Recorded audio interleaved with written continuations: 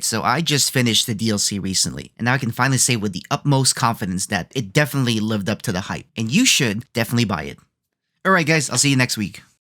Alright, I'm just kidding. But for real though, I had no prior knowledge of what From Software's DLC's quality is gonna be like, so I wasn't sure if $40 was gonna be worth it, you know what I mean? The only thing I do know about this DLC is that it's gonna be as big as Limegrave from the base game, and that Mesmer's probably not gonna be the main boss. Because apparently, From Software likes to throw a red herring out there just to give you a big bad guy to focus on, but it's also very common for them to give you an entirely different final boss than the one you're used to in the promotional material. For me personally, I don't really care who the final boss is gonna be. All I care about is the fact that we're getting more content for this game. And I kind of feel bad for From Software because they have a lot to live up to. Since their base game basically raised the bar for the entire gaming landscape, this DLC has to do something similar because of their own damn fault. After I finish the DLC, I can safely say that From Software nailed it out of the park with this DLC. I got about 50 hours of content out of this DLC, and I feel like I haven't fully explored everything that this game has to offer. The size of the DLC is not at all the size of a Limegrave. I feel like it's a lot bigger than that. I don't really have any quantitative data to prove that, but it just feels that way. And if you can believe it, the map is a lot vertical compared to the base game, meaning that the game gives you plenty of opportunities to scale massive mountains to get to new places on different elevations, which is probably why I think it feels a lot bigger than it really is. And let me tell you, the weapons in this game are no joke either. They added a bunch of cool weapons, spells, and also Ashes of War, which means we'll have a lot more toys to play with in this new DLC.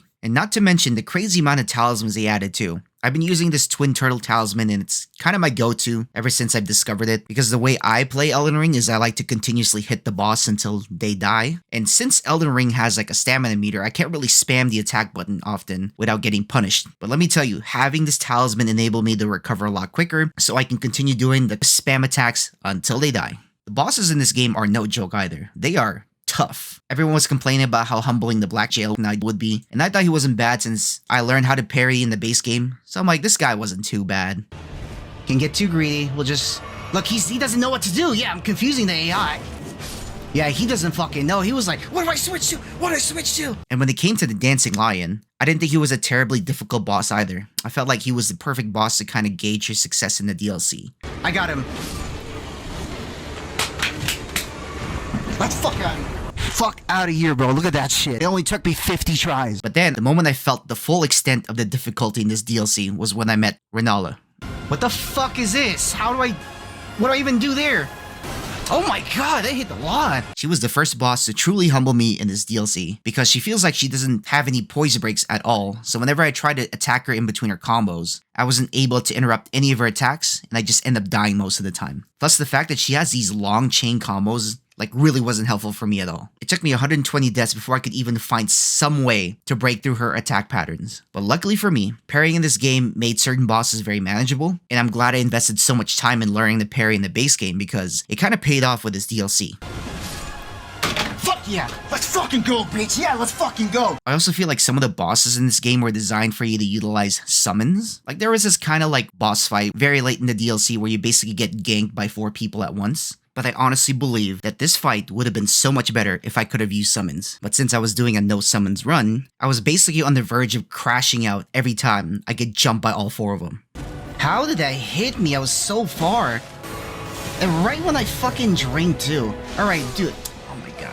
If you happen to use spirit summons, they give you these revered spirits ashes that kind of help you buff your summons, which didn't mean shit to me because I wasn't using them during this playthrough. However, the scatter tree fragments I think probably made a difference, because what the scatter tree fragments were supposed to do is increase your damage output and also decrease your damage received. So the more you have, the better effect that they'll have for your character. So you can probably see why this could be such a valuable asset in the DLC, considering that people are complaining that this DLC is too hard for them. Just finding these out in the world is such a blessing, because I think they really help with some of the harder bosses in this game. If you ask me for my opinion if they make a difference, I really don't know. I had closer to 17 towards the end of the game, which maybe helped me out significantly, but I wish there was a way to toggle it on and off so I could really tell if it's making a significant difference. This complaint ain't so bad because I feel like they might add it in the patch later. Another criticism people had about this game is that it didn't have enough cutscenes. Like the only bosses to really have a cutscene was the Dancing Lion, the dude with the Frenzied Flame, and then Radahn. I feel like this is a fair criticism because some of the bosses in the game had such a cool design that I feel like having an extra cutscene would have made the boss more memorable for me. Like the ones I can think of off the top of my head is Renala, Mater,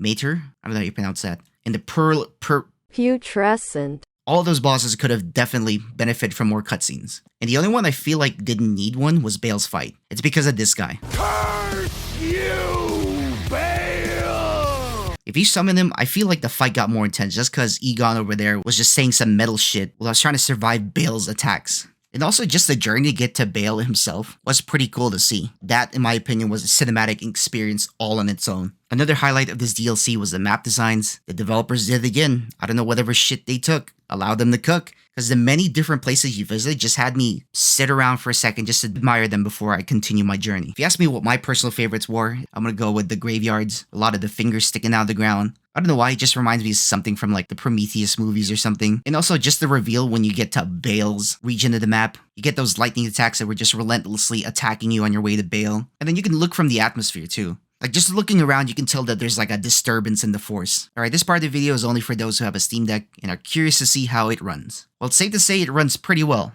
most of the time. The only time I noticed the Steam Deck really struggling would be when there are too many moving parts on the screen. The most notable example I can think of is when you fight Renala. She does this big sweeping attack with like this blue sword that sometimes dropped the frame rate so bad it would cause me to lose focus and die.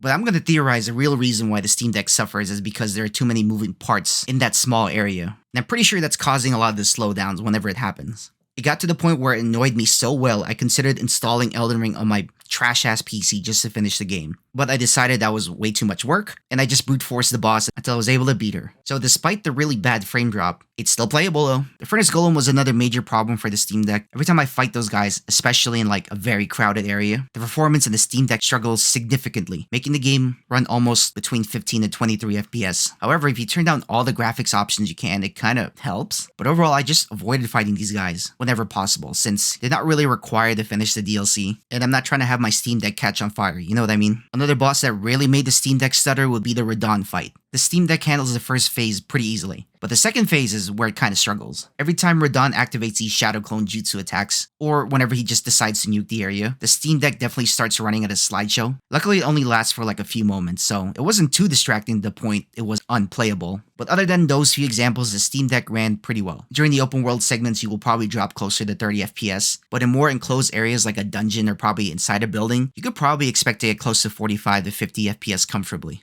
Well, they added the green check mark on the Steam page, like they meant it. At least from my own experiences, you know. I was able to play the whole DLC without running into any major slowdowns or major crashes, so I consider that a win for the Steam Deck. Overall, the DLC is definitely worth your money. I know it's $40, which is probably the same price as a couple of games from the Steam summer sale, but I promise you it's definitely worth the price that they're asking for. In my opinion, it's probably even a bargain since you're going to get more than double your return on investment when you buy this DLC. Because I can see people spending hundreds of hours trying to do every little thing in this DLC. I think it's everything that an Elden Ring enthusiast would want. More weapons, more bosses, and more explorable areas. So what are you waiting for? Go buy the DLC, but before you do that, do me a favor, go ahead and hit the like button and subscribe, and I'll catch you guys on the next one.